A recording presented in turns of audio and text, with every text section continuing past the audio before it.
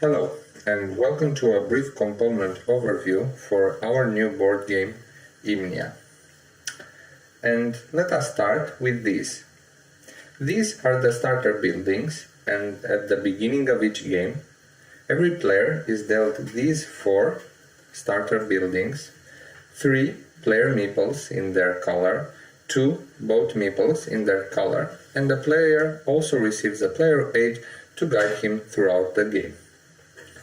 Next up we have the game board, and as you can see there are various areas on the game board, each fulfilling a different function within the gameplay.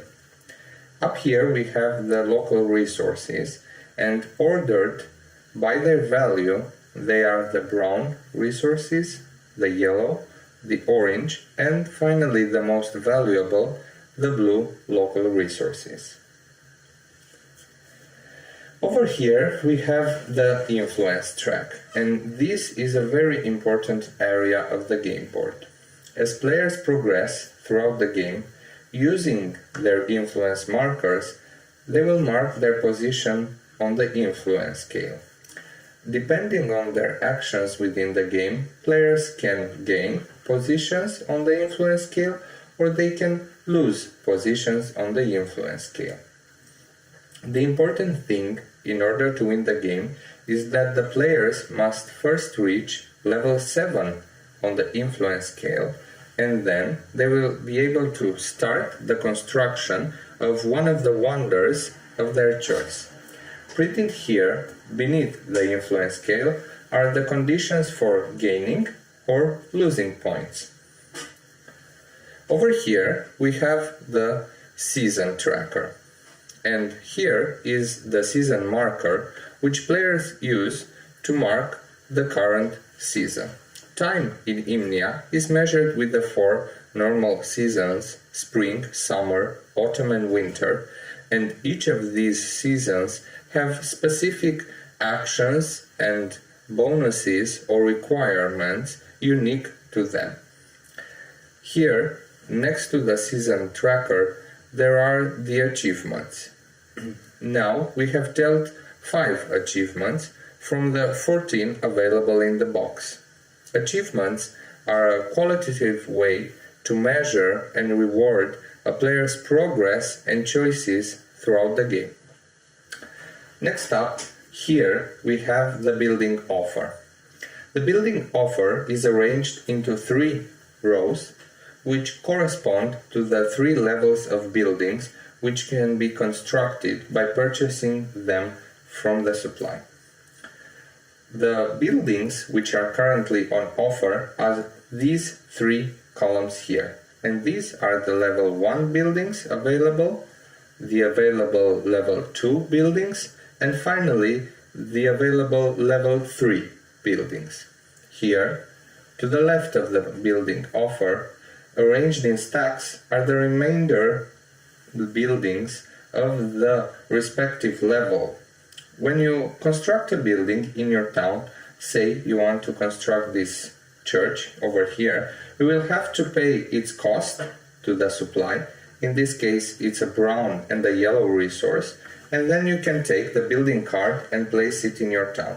Immediately another building from the corresponding stack comes and fills up its place on the board. You can see that each building is color-coded, and next to its name there is a specific color.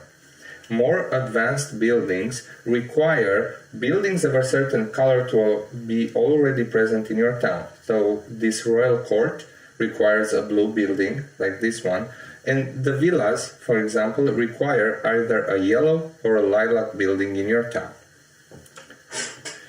Next up, here we have the character cards arranged in a stack. Once you have the necessary building in your town, you can pay a character's recruitment cost and then simply get its character card from the supply stack and place it in your town. Once you recruit a character and place it in your town, you can already start to use his or her abilities. Here we have the quests.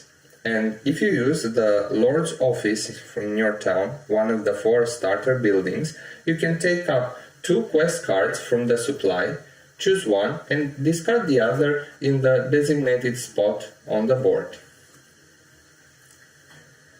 Over here, we have the unique buildings. The unique buildings are advanced buildings in the game, and quite differently to the normal level 1, 2 or 3 buildings, there is only one of these available in the game. When you meet the necessary requirements and pay, it's that building's cost to the supply, you can simply take that unique buildings card and place it in your town, thus constructing it. When you construct a unique building, you also gain a purple steward meeple like this one. The purple steward meeple joins your other 3 meeples with which you begin the game, and now you have 4 available steward meeple actions which you can take in each season. When you construct a unique building in your town, you cannot construct another one of these. So every player is limited to only one unique building in their towns. And finally, over here, we have the exotic track. At the beginning of the game, 8 exotic tokens are placed on the corresponding rows for each of the exotic resources in the game: silk, gems, or ebony. When a player has boats and the season progresses to summer, or when a player uses a building's ability such as the royal court, they may take exotic resources from the supply, like this, and place them in their inventory. Consecutively, when a player uses exotic resources to construct advanced buildings, or a player uses the port building ability, a player simply returns those exotic resources back to the designated spots on the supply. When a player returns exotic resources to the supply using the port's building ability, a player will earn coat of arms tokens equal to the number printed here beneath the spot where the exotic resource was returned. So in this case, it would be 5 coat of arms tokens. Over here, we also have the bags of gold and the items. These are 2 types of steward meeples which can be gained through quests, the white and the black steward meeples. This is the purple ship, which can be constructed at the unique building called Harbor. And finally, down here, we have the wonder cards. Once a player reaches a position mark 7 on the influence scale, he or she may begin constructing a wonder of his choice. The first player who finishes the construction of the wonder wins the game.